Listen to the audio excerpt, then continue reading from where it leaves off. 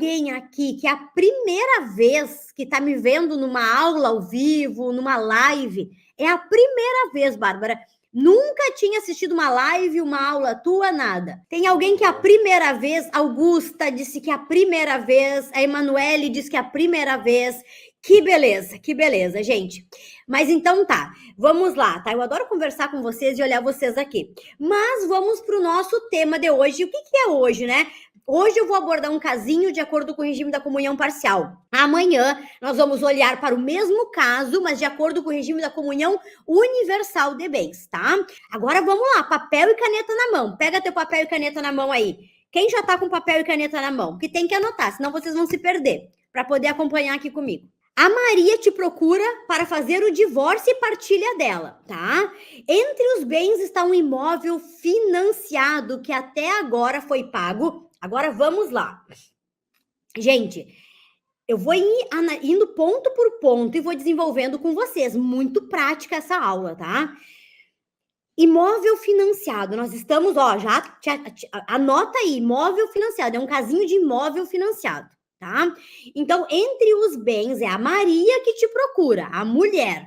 Entre os bens está um imóvel financiado. Anota imóvel financiado, tá? Por este imóvel financiado, até agora o que, Bárbara? A hora da separação de fato. A hora da separação de fato. Até o momento da separação de fato. Foi pago por este imóvel financiado, anota aí. 50 mil do FGTS do marido. O imóvel está no nome do João. Então, até o momento da separação de fato, foi pago quanto por esse imóvel? Essa é a primeira coisa que vocês precisam saber, porque a gente vai chegar lá no final o que a Maria tem direito. Qual é o percentual do patrimônio que é patrimônio comum do casal? Disso tudo que a gente vai falar, o que de fato a Maria tem direito a receber. Então, eu vou construir com vocês o passo a passo disso aqui, tá? Então, por isso que é bom papel e caneta na mão e sair anotando isso. Então, 50 mil foi pago do FGTS do marido. Só que detalhe, anota esse detalhe, sendo que ele tinha 30 mil antes de casar na conta dele. Conta do FGTS dele. Ele sacou da conta do FGTS para amortizar o financiamento do imóvel, tá? Ele sacou 50 mil. Só que ele tinha, antes de casar com a Maria, 30 mil na conta, tá? E 20 mil ali depois de casar com a Maria. Anota que isso é importante. 100 mil reais ele utilizou de um valor subrogado de um bem particular de Maria. De um bem particular de Maria. Então, 100 mil reais, a Maria, de um bem particular dela, utilizou para pagar lá o financiamento do João. Vai anotando o imbróglio aí, tá? Vai anotando o imbróglio. 18 mil reais foi pago em parcelas durante o casamento. 18 mil em parcelas. Sendo que foi amortizado do financiamento 7 mil reais. 18 mil foi pago durante o casamento. Mais 18 mil é o pago do boleto. Amortizado da dívida do João no banco foi 7 mil reais. Então, recapitulando, porque isso aqui é importante para a gente fazer o cálculo. 50 mil veio do FGTS do João. 100 mil reais a Maria deu a João. Toma aqui, ó. 100 mil de um bem particular meu para te pagar. Certo? 18 mil foram pagos de parcela, mas amortizados 7. Aí vem os detalhes do caso. Anota os detalhes do caso. Valor da compra deste apartamento, 500 mil reais. Valor de compra deste apartamento, lá no dia que eles compraram, esse apartamento valia 500 mil reais. O regime de bens é a comunhão parcial de bens. Outra informação importante. E o financiamento está apenas em nome do marido. E aí a Maria, que bateu na tua porta, ela pergunta: qual é o percentual que faz parte do patrimônio partilhável? Qual é o patrimônio comum? E aí vem a questão. Colegas, eu não trouxe um casinho redondinho. Ai, aqui o casinho, tipo facilzinho para vocês. Não, eu trouxe um caso complexo para a gente resolver aqui juntos, tá? Todo mundo aqui conseguiu anotar direitinho? 50 mil veio do FGTS, 100 mil é da Maria, de um bem subrogado, 18 mil foi pago, mas 7 mil foi amortizado. Cheio de pegadinhas, né? Cheio de pegadinhas o caso aqui para vocês. E aí vem a questão, qual é o percentual comum do patrimônio? Quando um caso desses chega até vocês, o que vocês têm que pensar primeiramente? Vocês têm que olhar para isto e pensar assim, ó, o que é patrimônio comum, o que é patrimônio particular. Esse é o primeiro ponto, anota aí, primeiro passo. Identificar o que é patrimônio comum e o que é patrimônio particular. Só que tu entende que, para identificar o que é patrimônio comum e o que é patrimônio particular, tu tem que dominar a partilha. Tu tem que dominar a partilha. Tu tem que entender, tá, esse FGTS partilha ou não partilha? Tu tem que entender que o valor que vai ser utilizado, o valor que foi pago, não é o valor que foi pago pelo imóvel, não é esse valor que entra para o cálculo, mas entra para o cálculo que foi amortizado do financiamento. E aí nós vamos para o primeiro ponto, o FGTS. O FGTS é adquirido na constância do casamento, seja aquele que está na conta, seja aquele que foi utilizado para amortizar o financiamento, que foi feito durante o casamento, essa amortização. Tudo aqui foi pago durante o casamento, tá? 50 mil durante o casamento foi pago do FGTS, amortizou lá do financiamento, foi utilizado, né, 50 mil do meu FGTS. Então, o primeiro ponto que tu precisa saber, FGTS, comum ou particular? Todo ele é comum aqui, todo ele é particular? E aí vem a primeira pegadinha. Esse FGTS não é todo comum nem todo particular. Tu tem que entender o seguinte, o FGTS, adquirido durante a constância do casamento, ele partilha. Só que já tem entendimento que, olha só, foi utilizado 50 mil. Ele tinha 30 mil antes de casar. Isso significa que dos 50 mil que ele utilizou para amortizar o financiamento durante o casamento, tá? 30 mil é particular. 30 mil é antes do casamento, porque ele tinha 30 mil. E apenas 20 mil dos 50 é durante o casamento. Esse é um primeiro detalhezinho do detalhe da partilha. Meu Deus, Bárbara, quer dizer que, primeiro eu tenho que saber que o FGTS partilha. Segundo, eu tenho que saber que o FGTS que é utilizado para amortizar a dívida do financiamento lá no banco, do imóvel, é o primeiro FGTS mais antigo na conta. É o FGTS mais antigo. Então, se foi utilizado 50 mil e ele tinha 30 mil antes de casar, significa que 30 mil desse FGTS é bem particular do João. E 20 mil entra para a conta do bem comum. Então, já anota aí. Então, primeiro ponto, 20 mil do FGTS é patrimônio comum. Anota. Lembra que a gente está descobrindo aqui qual é o patrimônio comum do casal. Primeiro, eu tenho que entender, né, o que é patrimônio comum e o que é patrimônio particular. Então, do FGTS, a gente já descobriu que é 20 mil.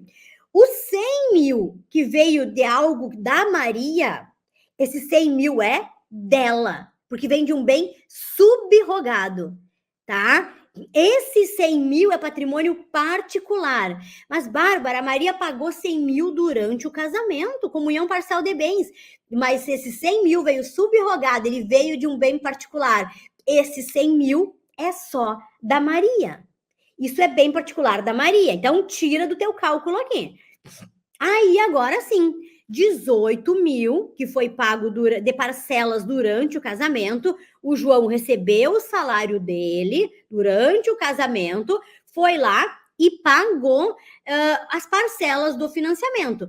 E até a separação de fato, dos 18 mil, o que de fato é amortizado da dívida? Ah, eu devo 100 mil reais, mas eu paguei 18. Mas os 18 mil não é todo que abate do meu financiamento, da minha dívida. Tem juros aí para o banco. Tem juros, tá? Então, nesse cálculo aqui, dos 18 mil que o João pagou, só 7 mil foi reduzido da dívida dele lá no banco. Isso é um outro detalhe do detalhe que só o expert sabe. Que só o expert sabe, tá? Então, quer dizer que nós temos mais 7 mil comum. Então, aqui no nosso cálculo, nós temos 20 mil de patrimônio comum, tá? Que é aquele do FGTS, e nós temos 7 mil de patrimônio comum das parcelas. Ou seja, nós temos um total partilhável de 27 mil reais. 27 mil é o patrimônio comum. Só que aqui a gente quer saber qual é o percentual partilhável. É uma das formas de fazer esse cálculo. É uma apenas das fórmulas, que é em percentual. Percentual do patrimônio comum. Porque nesse caso hipotético aqui, é o mais vantajoso para Maria. Nós estamos advogando para Maria aqui. E essa forma, esse cálculo é o mais vantajoso para a Maria nesse momento. Então, nós já descobrimos, lembra passo 1, eu tenho que descobrir o que é patrimônio comum e o que é patrimônio particular. E aí, identificar o patrimônio comum é o patrimônio partilhável pelo casal, tá? 27 mil. Agora, eu preciso descobrir, em percentual, 27 mil é quanto em percentual do valor do imóvel? Vamos lá. O que eu preciso fazer agora? Qual é o próximo? Qual é o segundo passo? O segundo passo é identificar esses 27 mil em percentual. E aí eu preciso fazer uma regrinha de 3. Lembra que eu falei lá no início que na data da compra o imóvel valia 500 mil? Então, 500 mil é 100%. Deixa eu fazer aqui porque eu sou do desenhar, né? Vocês conseguem enxergar aqui para ficar claro. 500 mil é meu 100%. 27 mil é quanto por cento agora? Porque 500 mil é o valor do imóvel na data da compra. 27 mil é o patrimônio comum do casal. Então, eu vou fazer a regrinha de 3 aqui e vou descobrir em percentuais quanto é. Qual é o que me dá aqui? Me dá 5,4, porque eu já tenho a minha colinha, né? Já tenho a minha colinha aqui, dá 5,4. Ou seja, 5,4 é o patrimônio comum do casal. 5,4 é o patrimônio comum do casal, do 100% do valor do imóvel. Só que agora eu preciso descobrir 5,4 é quanto no valor de mercado. Gente, essa é uma das formas mais aplicadas nos tribunais para fazer isso aqui. Eu tenho que descobrir o percentual do patrimônio comum e aplicar ao valor de mercado. Eu tenho que descobrir o percentual do patrimônio comum e aplicar ao valor de mercado. É isso que a gente está fazendo aqui. Então, eu já descobri que o percentual do patrimônio comum é 5,4. Agora, eu pego isso e aplico ao valor de mercado. De novo, uma regrinha de 3. Qual é o valor de mercado hoje deste imóvel? O valor de mercado, no meu exemplo, é 700 mil. Então, 700 mil é 100%. 5,4 é quanto em dinheiro?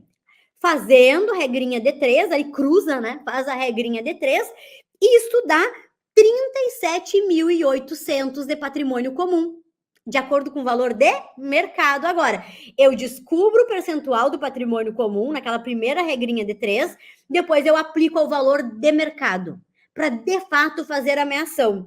E aí cabe para cada um deles 18.900. Então, o patrimônio comum é 37.800 dividido por 2 dá 18.900.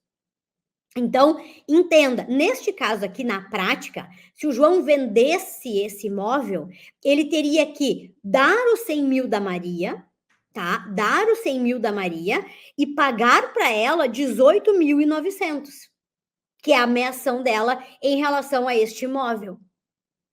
Conseguiram acompanhar aqui? Para quem vê pela primeira vez, pode parecer um bicho de 7 cabeças.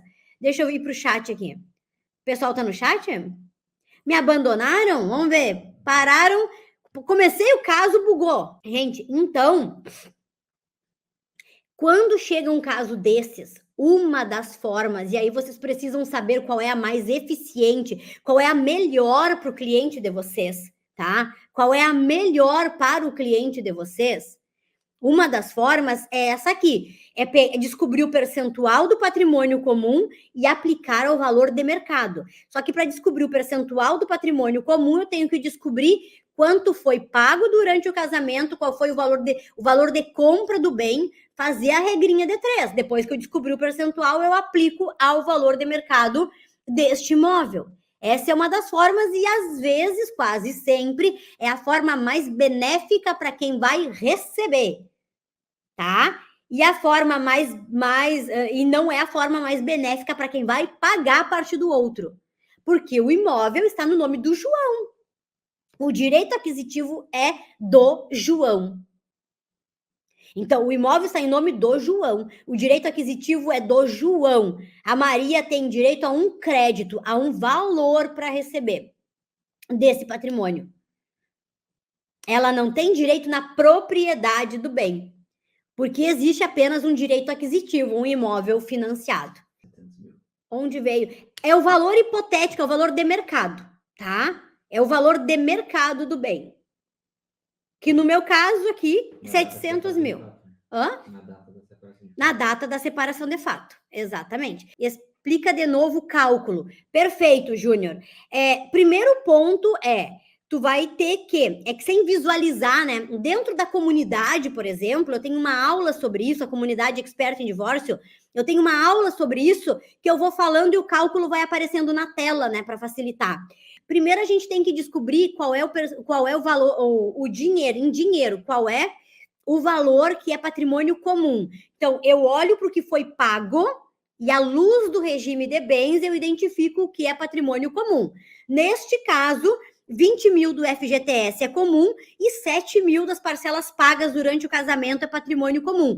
Então, 27 mil é patrimônio comum. Lembra que a gente está tentando descobrir o percentual do patrimônio comum para aplicar o valor de mercado. Percentual do patrimônio comum para aplicar ao valor de mercado. Então, eu descobri que 27 mil reais é patrimônio comum ali. Agora, eu pego esses 27 mil e faço uma regrinha de 3. O valor da compra do imóvel é 500 mil. 500 mil é 100%. 27 mil é quanto por cento? Faço regrinha de 3. 27 mil é 5,4%. Agora, eu preciso descobrir em dinheiro. 5,4% aplicando ao valor de mercado. O primeiro valor que eu utilizo é o valor de compra. Agora eu utilizo o valor de mercado, porque eu tenho que atualizar os dias de hoje. Então, eu pego 5,4 e aplico ao valor de mercado. Mesma coisa. Se 700 mil, aí é o valor de mercado na data da separação de fato. 700 mil é 100%. 5,4 é quanto em dinheiro? Quantos reais? Quantos mil reais? Regrinha de 3. 700 mil, 100%. 5,4 é X. Faz a regrinha de 3. 5,4 dá 37.800. Esse é o valor comum aplicado ao valor de mercado. Então, 18.900 para cada um. Tu tem que tentar entender, é isso. Essa é uma forma de fazer o cálculo, é a mais benéfica, porque por que é mais benéfica, Bárbara? Porque eu aplico ao valor de mercado do bem. Só que primeiro eu preciso saber, olhando para tudo que foi pago, o que é patrimônio comum, para poder assim aplicar qual é o percentual do patrimônio comum, para assim aplicar o valor de mercado atualizado de hoje e fazer a minha ação. Tá? Só que olha que doido, porque para fazer esse cálculo, eu tenho que entender essa regra do FGTS. Para fazer esse cálculo, eu tenho que entender que não é os 18 mil pago do boleto, é os 7 mil amortizado do financiamento. São coisas diferentes, o valor pago do boleto e o que é amortizado do financiamento. Se eu utilizo o valor pago do boleto, eu estou trazendo como patrimônio juros. Juros não é patrimônio, juros não é bem. Os juros que foi pago ao banco não é bem. Não tem valor econômico para o casal. O que tem valor econômico é o que efetivamente foi amortizado do financiamento. Gente. Os 100 mil dela não entra no cálculo, não, né? Não entra. Os 100 mil dela é bem particular. Claro, gente, aqui nós poderíamos ter uma grande discussão, porque ela botou um bem particular, ela botou um dinheiro particular num imóvel de outra pessoa, tá? Em regra, ele teria que devolver esse valor para ela. Mas, todavia, contudo, entretanto, né? Mas poderia discutir que ela doou esse valor para ele. Aí a gente podia entrar em várias discussões aqui. Esses 100 mil, para facilitar o nosso exemplo hoje, vamos dizer que tem um contrato dizendo que ela emprestou esses 100 mil para ele. Mas a gente sabe que, na prática, ela botou esse 100 mil particular dela, que não entra na partilha, que é só dela. Mas no imóvel que é dele. A gente podia complicar bem mais aqui. Mas eu acho que já complicamos bastante, né? Já complicamos bastante. FGTS, valor amortizado, esse cálculo do percentual. E esse é o cálculo que eu mais faço quando é a minha cliente que vai receber. Porque como ele leva em conta o valor de mercado, ele costuma ser maior. Ele costuma ser uma indenização maior para minha cliente. Tá? Gente, aqui, ó, eu quero falar contigo, colega, que quer aprender a fazer uma petição inicial eficiente. Contigo, colega, que tem medo de cometer erro no processo do cliente. Bárbara, eu tenho medo de cometer um erro nos pedidos. Muitos colegas mesmo, tá, gente? Dizem para mim que a sua maior dificuldade é como fazer o pedido certo na petição inicial. Bárbara, e como é que eu escolho qual forma de calcular a partilha do imóvel financiado eu vou escolher? E como é que eu vou botar isso no papel? Como é que eu escrevo esse pedido?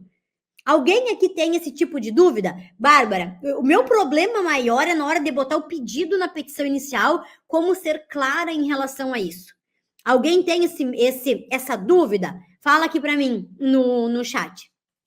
O meu maior problema é esse, Bárbara. Eu tenho dificuldade de como eu coloco os pedidos. Como que eu peço para o juiz? Tá? Ó, diz a Emanuele. Como, né, que eu coloco isso no processo? E muitos colegas me falam, e Bárbara, e eu morro de medo de, por causa disso, cometer um erro que vai prejudicar a minha cliente.